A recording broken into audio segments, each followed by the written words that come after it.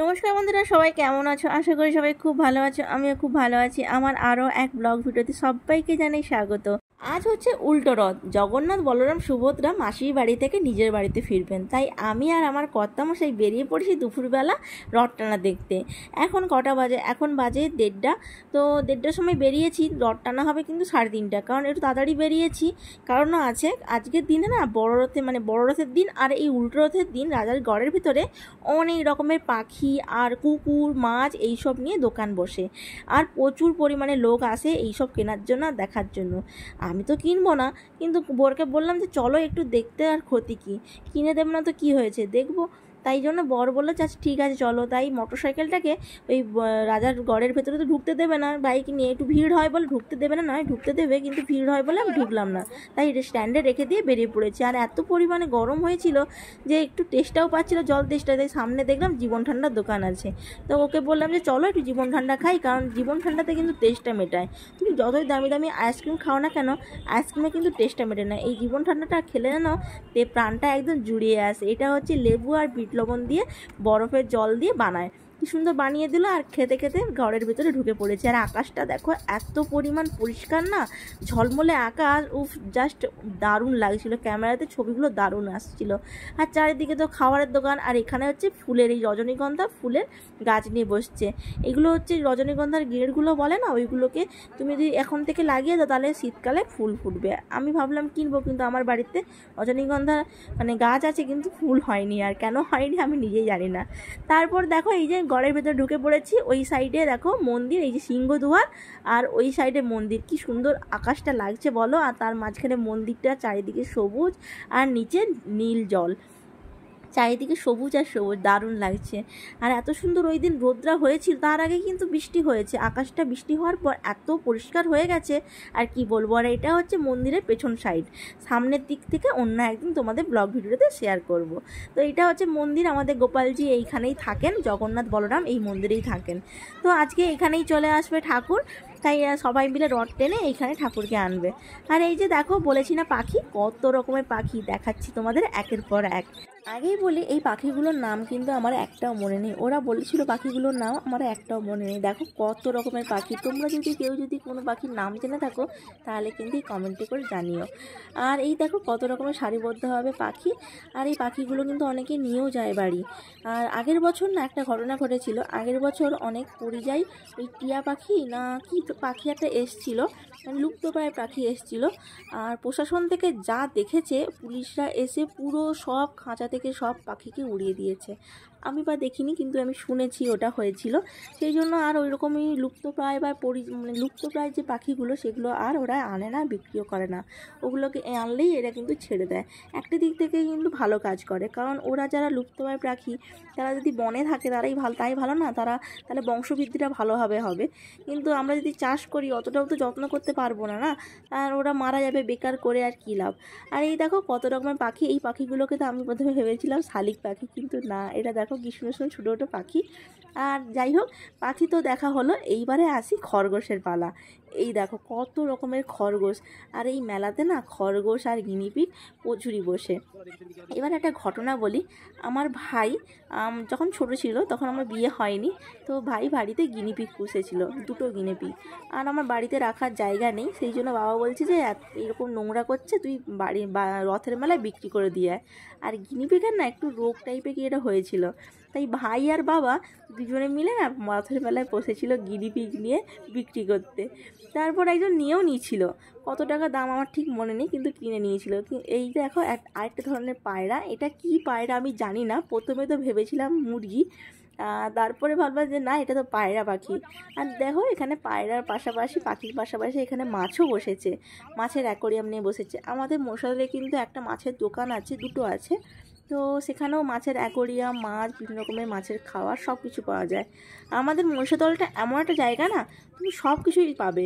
পাখিও পাবে, মাছও পাবে, গাছও পাবে, তারপরে সমস্ত কিছু দোকানদানি যা কিছু সমস্ত কিছু মহিষাদলে পাবে। আর এই পাশের দিকে না কাঁঠাল দোকানও বসেছিল। আর ভিডিওটা দেখলাম যে ডিলিট হয়ে গেছে, ভিডিও করেছিলাম কিন্তু দেখলাম যে ভিডিওটা ঠিকঠাক হয়নি, সেই জন্য দিতে পারলাম না। আর গড়ের ভেতর না প্রচুর পরিমাণে কাঁঠাল বসে, জানো তো আমাদের মশলে কাঁঠাল বটি আছে, আর এখন 2 বছর 3 বছর দেখলাম গড়ের ভিতরেই কাঁঠালটা বসে। আর এখান থেকেই সমস্ত জায়গায় কাঁঠালগুলো সাপ্লাই হয়। তোমরা যদি মহিষাদলে এসে থাকো তাহলে কিন্তু কাঁঠাল নিয়ে অবশ্যই যেও। আর এই দেখো পুচকো দুটোকে দেখো, কি সুন্দর কুকুরগুলো দেখো। আমার বাড়িতে একটা কুকুর আছে, তারকে যত্ন করে আর ঠিক নেই, আর যত্ন হয় কিন্তু কি বলতো প্রচুর খাটুনি, কুকুর বা পাখি এইসব পোষা না প্রচুরই যত্ন করতে হয়, প্রচুরই কষ্ট করতে হয়। দেখো টাকা পয়সাটা মেন ব্যাপার নয়, যে খাওয়াতে পারবো না সেরকম নয়, কিন্তু যত্নটা মেন ব্যাপার। কে করবে এটাই হচ্ছে ব্যাপার, কার অত সময় আছে, এখন সময়ের দাম বিশাল। যাই হোক ওসব কথা বাদ দাও, এত ধরনের পাখি দেখলে, এত পশু পাখি দেখলে, অনেক কিছু দেখে নিলে, এবার দেখো মেলার দোকানগুলো। এই যে দোকানে দেখো কত সুন্দর সুন্দর ঝুলছে, এগুলো হচ্ছে খেলনা পাখি। আগে দেখলে অরিজিনাল পাখি, এবার দেখো খেলনা পাখি। আর এই যে মাটির যে ফল, বিভিন্ন রকমের সবজি, এগুলো না আমি ছোটোবেলায় প্রচুর পরিমাণে কিনতাম, বাবার সঙ্গে যখন মেলা দেখতে আসতাম এগুলো আমি প্রচুর কিনতাম। আর এইগুলো হচ্ছে ভাঁড়, মানে এতে পয়সা জমানোর জন্য, এগুলো বড় বড় বিভিন্ন রকমের সবজি আর ফলের কি সুন্দর কালারিং করা ভাঁড়। আর এই দেখো রাস্তার এটা বড় পুল, মানে এইটা নিচের দিকে খাল চলে গেছে, আর এটা হচ্ছে পুল, এটা রাজা স্কুলের পুল। তো এটার দুপাশেই কিন্তু দোকান এই দিন বসেছে। আর এই দেখো এবারে গাছ, তো মহিষাদলে গাছ এই দিন রথের মেলায় সবাই কিনে নিয়ে যায়, বিভিন্ন রকমের ফলের গাছ, ফুলের গাছ। আর এই যে দোকানটা দেখতে পাচ্ছ, এই দোকানটা আমাদের এখানে সবসময় থাকে, মানে সবসময় 12 মাস এই দোকানটা থাকে, এটা বসা দোকান। আর এই যে এই পাশের দোকানগুলো দেখতে পাচ্ছ, এই দোকানগুলো এই রথের মেলাতেই আসে। ওই যে ভেতরে পুরো গোডাউনটাই পুরো গাছে গাছে ভর্তি। আর আমার গাছ নেওয়ার খুবই ইচ্ছে, ভাবছি এইবার একটা ফুলের গাছ কিছু নেব। আর কি বলতো যত্ন, ওই যে বললাম যে যত্ন করার ব্যাপার আছে, আর টাইম দিতে হবে।